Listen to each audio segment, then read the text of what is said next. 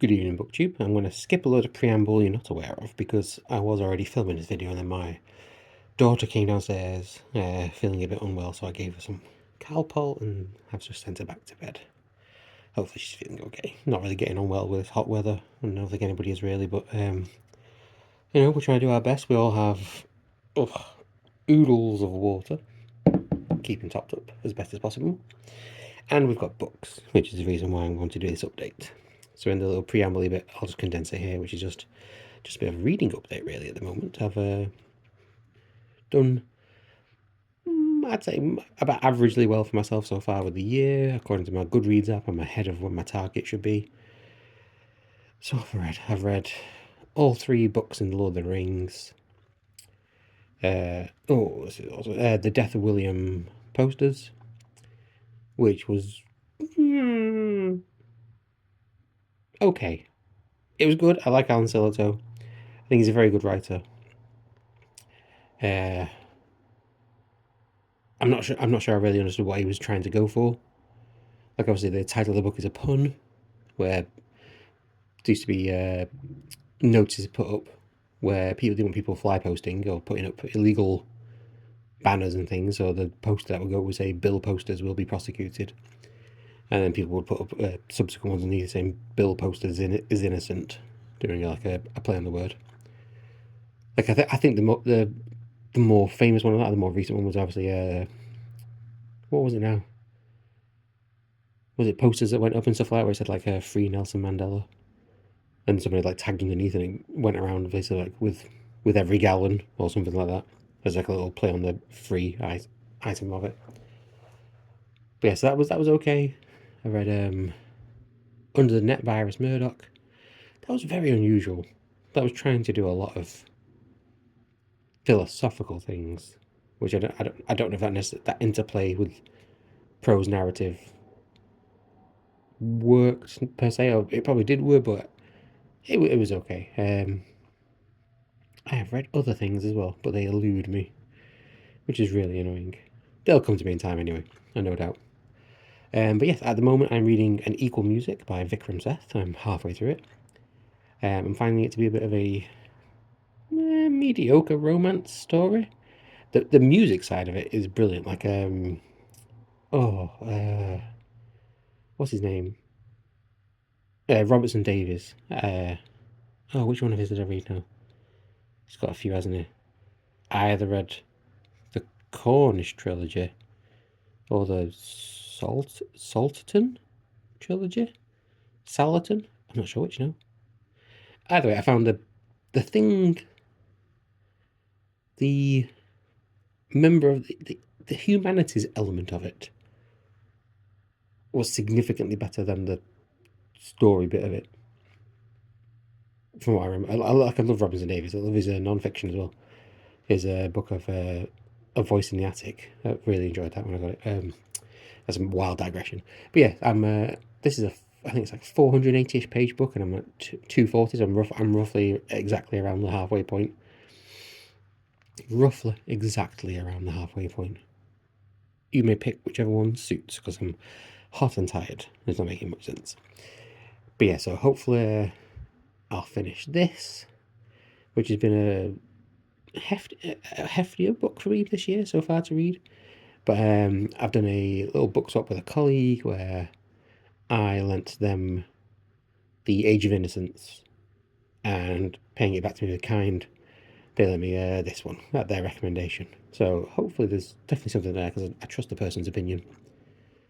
And they're off work at the moment for 2 weeks on annual leave, so An Age of Innocence is their holiday read. And I've had a few updates from them every now and then to say they're enjoying it, which is nice.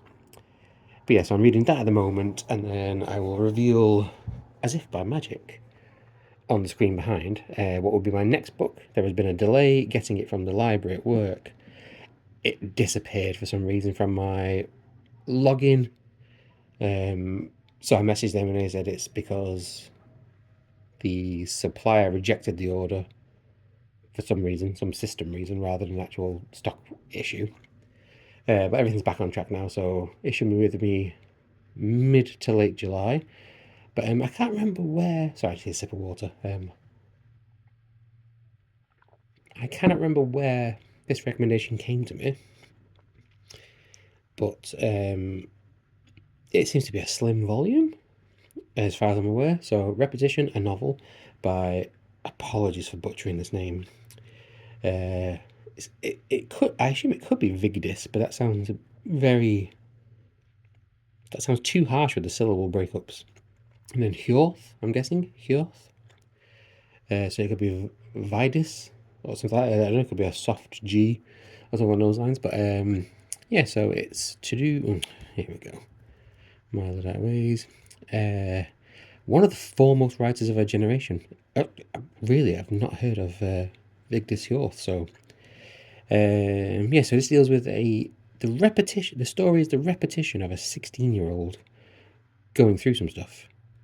So for such a slim, I'm intrigued for such a slim book to have it as anchor repetition.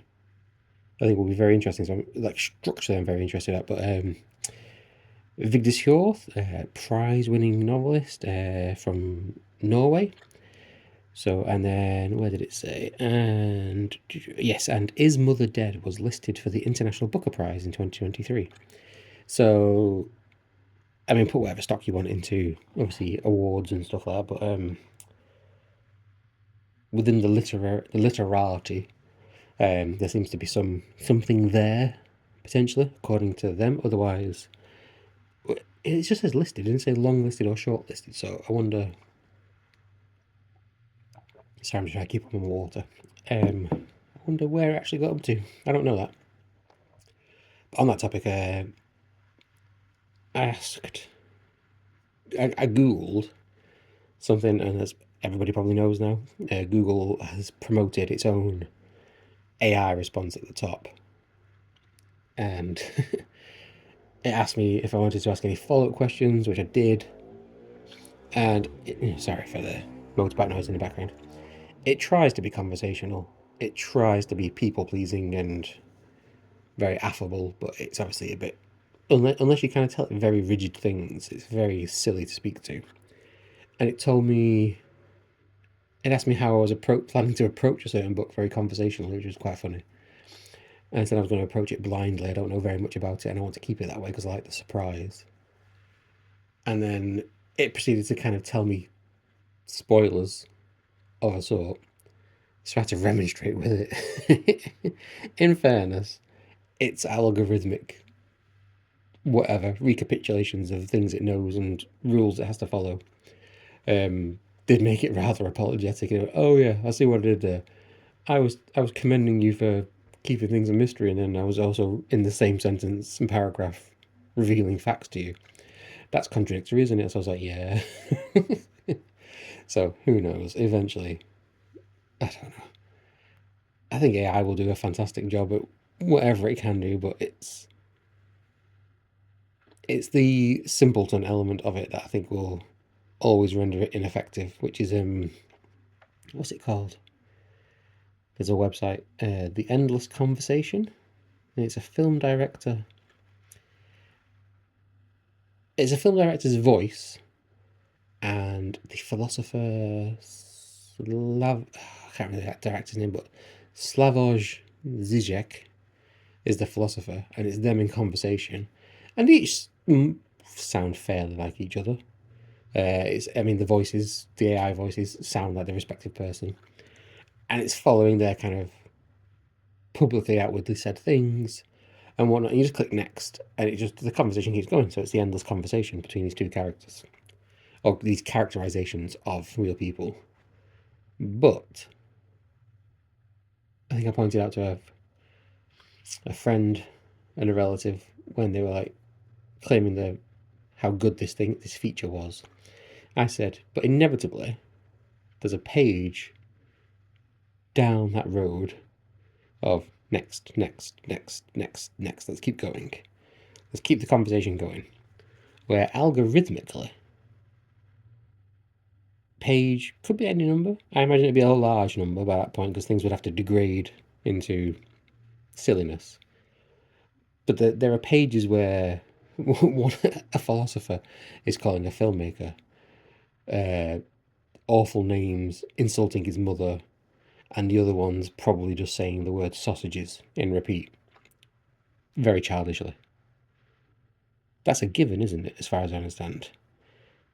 They've used AI to invoke an infinite something, or the potential of an infinite something. That potential will include all the great conversations, all the great hashings of it.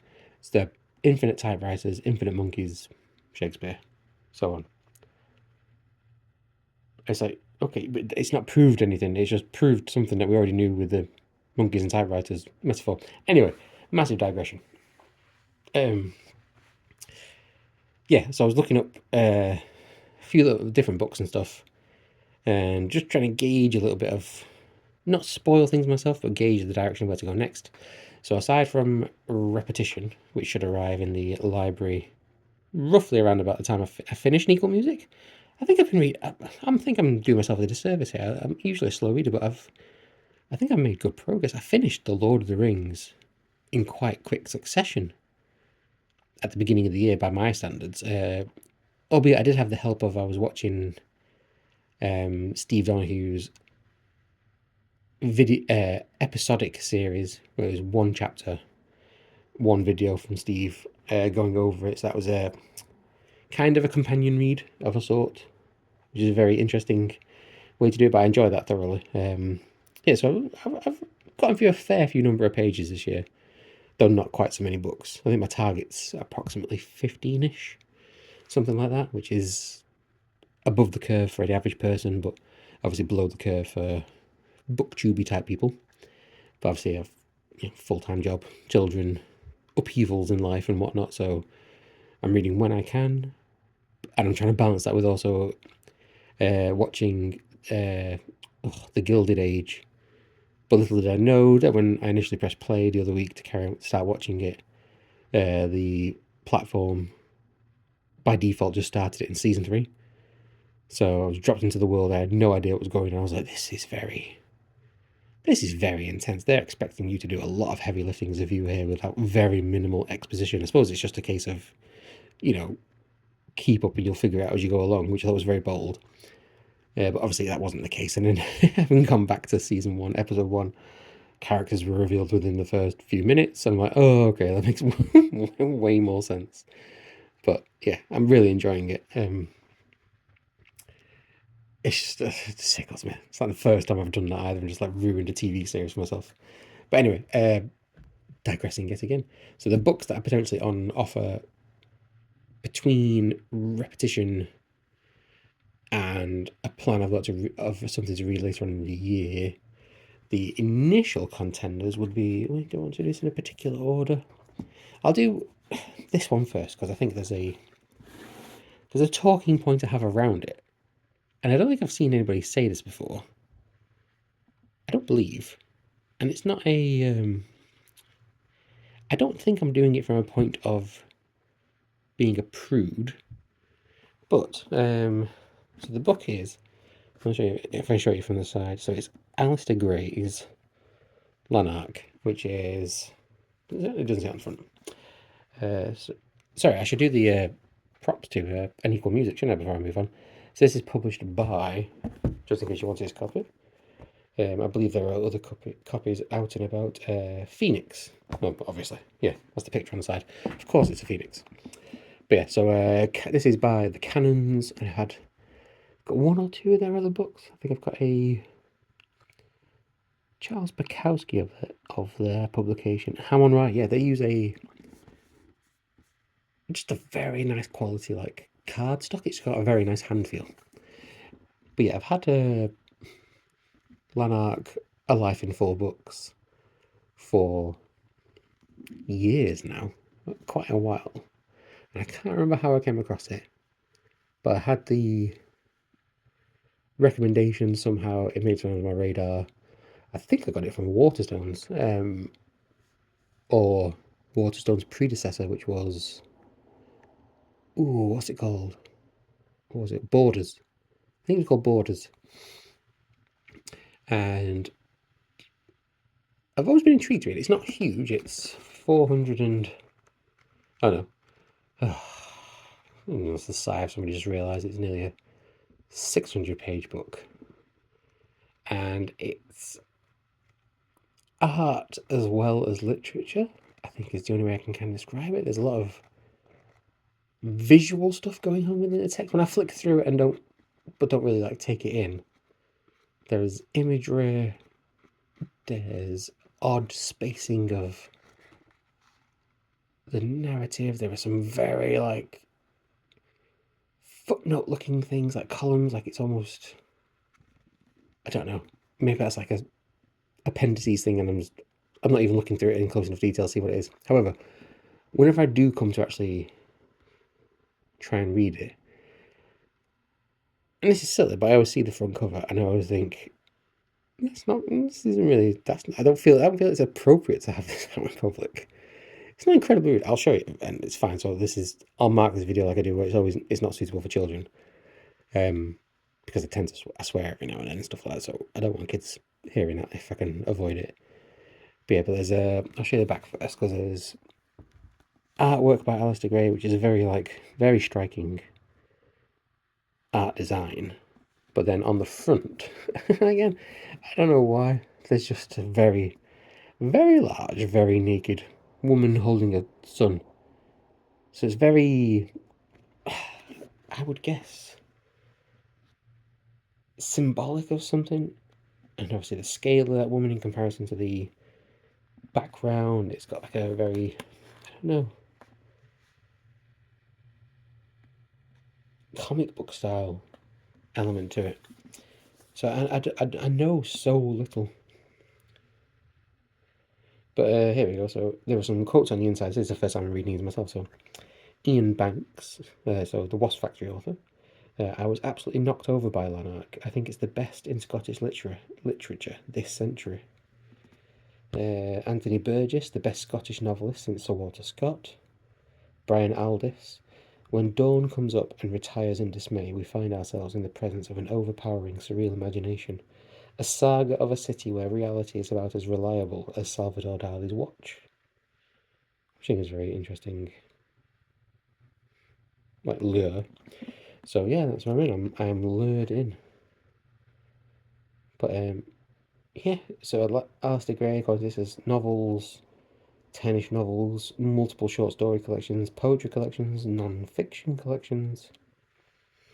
Yes, that's a potential. Like I say, it's varying size font, which is not off-putting it of itself, but it's approximately 560-ish pages. So that's a contender. The next would be Mrs. Palfrey at the Claremont by Elizabeth Taylor. I've read a few Elizabeth Taylor books now, and which one did I read? I don't know what it's called. Oh, it's completely eluded me. However, this is my little, will it make it out? My little £2 sticker. I got this from a National Trust, and it belonged to S. Peace, who got it and appeared to not read it whatsoever, but they inscribed it. So this is date stamped Tuesday, 21st of August, 2018. So that seems very deliberate to me, but to not read it is very surprising. So that is another potential one. I like Elizabeth Taylor's style of writing. It's a significantly shorter book, so that's way more comfortable. And there's another one with some heft, however, the font is quite large. So I would hope it would be a quick read. And that would be Will Self's Umbrella, which was longlisted for the Man Booker Prize back in 2012. And again, I know very little about this, but I've had this book a while, and then I recently listened to a podcast hosted by Giles Brandreth. I had Will Self on it, talking about health issues and all sorts of stuff, and I've always found him an interesting person, so I'll have to give it a try. I'm going to have to call this very, very done, because I believe my phone just flashed up and said I've got about 3% battery left, which recording a video means minutes only, maybe. But yeah, so I've got some options to go for next, and I don't know which one I'll take. Any of your recommendations I will take on board, if you've read any of these books and can recommend them.